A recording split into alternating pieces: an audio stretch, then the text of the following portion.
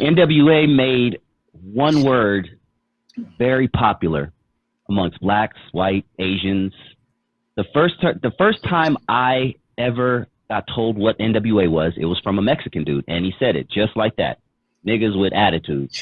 Okay. The word nigga was not a word that everyone threw around. I mean, Richard Pryor had his album, Bicentennial Nigger, and Red Fox had nigger in his title, and they spelled it with an ER. It wasn't an A. That's why I'm saying it like this.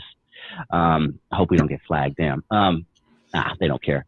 But what were your thoughts when you first heard that name and how they were throwing that word around? You know what? For me, man, coming from where I come from and the era in which I was raised, I never thought it would fly. I didn't think it would fly at all. Dude, come on, man, y'all. That's like shooting yourself in the foot. But again, times was changing right in front of my eyes, and I didn't see it. Okay, and it was definitely surprising. I was thinking about that this morning, dude. Because I've had several debates about that word. Several debates, okay? And I'm thinking to myself, a language like the English language that could have a word that's spelled the same way and mean two different things, like record and record, have three different versions of the word to, T-O-O, T-O, T-W-O, can take a PH and put it in front of a O, make phone, but still have to take the same F and make fool, put a G in knowledge, put a G in enough, and all the things that makes absolutely no sense grammatically. Absolutely no sense grammatically.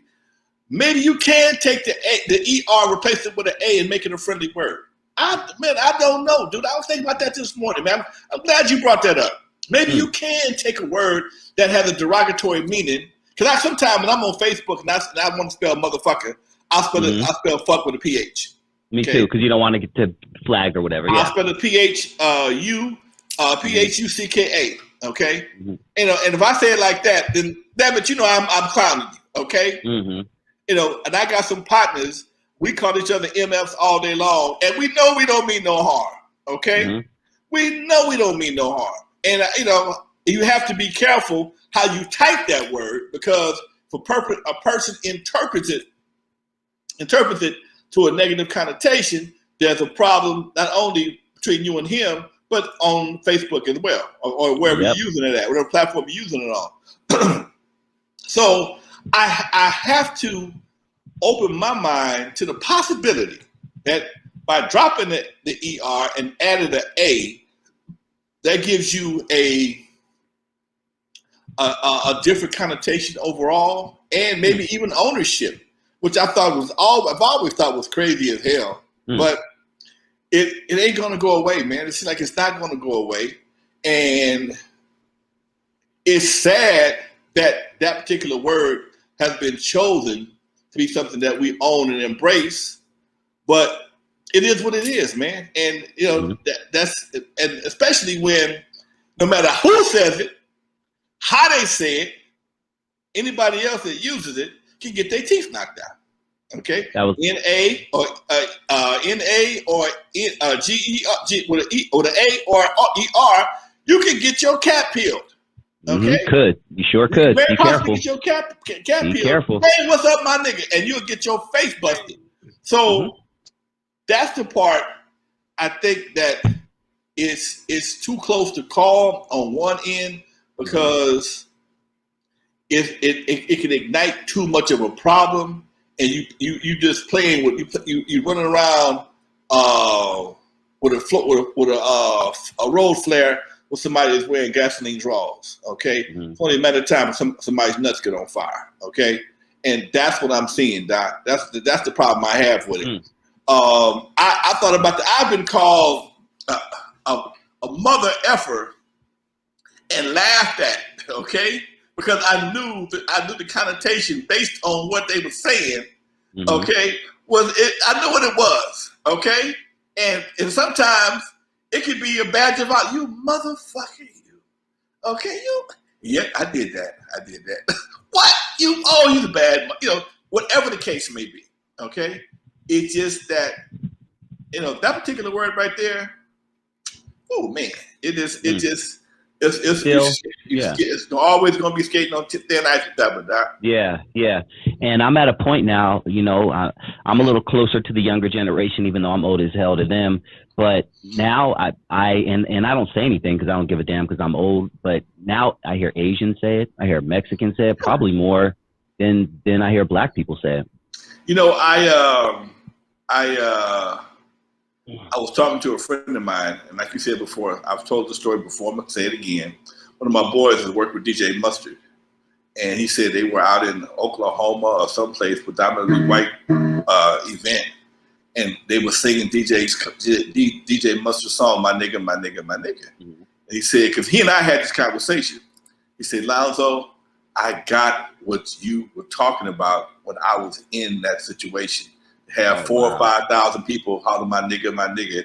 I really felt some kind of way. Okay? Yeah, for people who don't know, this song says nigga probably 70 times in the whole song. No BS, I'm not exaggerating. Yeah, that's the hook. Yeah. Mm-hmm, yeah. That's the hook. My nigga, my nigga is the hook.